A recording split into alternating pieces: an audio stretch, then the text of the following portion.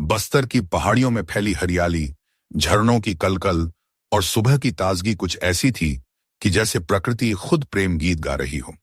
आरव, 28 वर्षीय फोटोग्राफर, रायपुर से दूर शांति की तलाश में झरना घाट गांव पहुंचा। शहर की भागती जिंदगी से तंग आ चुका था।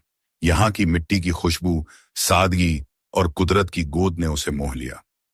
यहाँ हर तस्वीर जिंदा लगती है, उसने कैमरे से झरने की तस्वीर लेते हुए सोचा। झील के किनारे बैठे हुए आरव की नजर अचानक एक लड़की पर पड़ी, मीरा। झील की नीली सतह पर चांदनी बिखरी थी और मीरा उसमें जैसे कोई कल्पना की देवी लग रही थी। वो किताब पढ़ रही थी, लेकिन उसकी आंखें हर कुछ देर में झील के पानी से कुछ कह रही थीं। आरव का दिल धड़क उठा। क्या मैं तुम्हारी तस्वीर खींच सकता हूं? उसने पूछा। मीरा ने सिर उठाकर उसकी तरफ देखा और धीमे से मुस्कुराई। तस्वीर खींचनी है या मुझे कैद करना है? मीरा गांव की लाइब्रेरी में काम करती थी। किताबों से उसका रिश्ता गहरा था और अब आरव से भी। रोज की मुलाकातें बढ़ने लगी। झील के किनारे चाय पीना, बस्तर के घने जंगलों में घूमना और झरनों के नीचे बैठकर चुपचाप मौसम को महसूस करना। एक शाम दोनों चित्रकूट जलप्रपात के पास गए। मीरा के बाल खुले थे, पानी की फुहारें उसके चेहरे पर गिर रही थीं। आरव ने उसका चेहरा कैमरे से नहीं, आंखों से कैद किया। मीरा ने पूछा, क्या शहर में भी इतना सुकून होता है? आरव ने जवाब दिया, नहीं, पर अब तुम्हारे पास सुकून है। बरसात की एक रात थी, तेज बारिश हो रही थी। आरव मीरा के घर आ गया क्योंकि रास्ते बंद थे। बरसात तेज थी। मीरा ने आरव को अंदर बुलाया। आरव ने हल्की झिझक के साथ प्रवेश किया। कमरे में सिर्फ एक लालटेन जल रही थी। मीरा ने उसे तौलिया दिया और खुद बाल सुखाने लगी।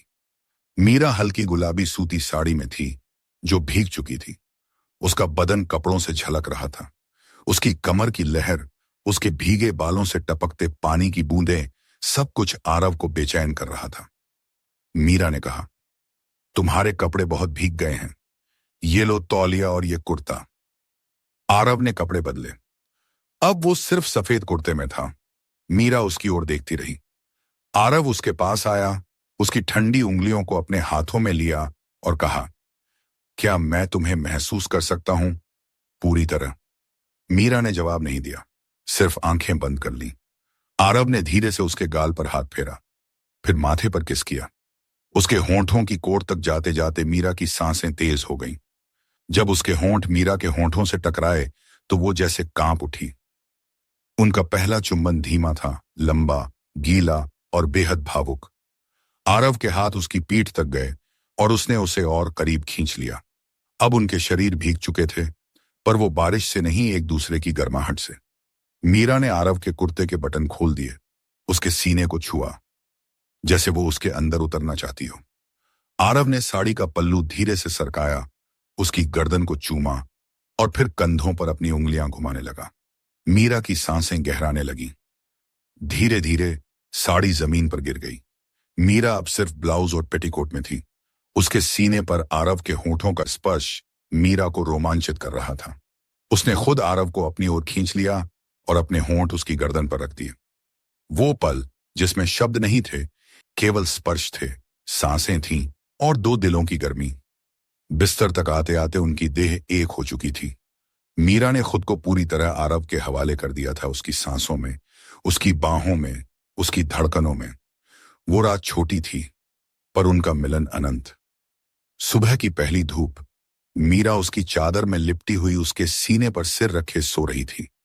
आरव ने उसके माथे को चूमा और कहा, तुम्हारे साथ बिताई ये रात मेरी जिंदगी की सबसे हसीन सुबह लेकर आई है। मीरा मुस्कुराई और चुपचाप उसके होंठों पर लंबा चुंबन दिया। सुबह मीरा की मुस्कान कुछ और ही थी। वो खिड़की के पास खड़ी थी, सफेद साड़ी में और हाथ में चाय का प्याला। आरव उसके पीछे आया, उसकी कमर में हाथ डालकर कहा, क्या हम यूं ही हर सुबह साथ जिए? मीरा ने सिर उसके सीने पर रख दिया। आरव को अब शहर लौटना था, लेकिन वो जाना नहीं चाहता था। चलो मेरे साथ रायपुर चलो, उसने मीरा से कहा। मीरा ने मुस्कुराकर कहा, अगर तुम्हें वाकई मुझसे प्यार है तो शहर से भागो, वादियों में रहो। और उसने किया भी वही।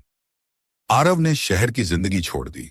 अब वो झरना घाट में ही फोटोग्राफी की वर्कशॉप चलाता है और मीरा के साथ एक छोटी सी झोपड़ी में रहता है, वही झील के किनारे, जहां हर रात बारिश होती है और हर सुबह एक नई मोहब्बत जन्म लेती है।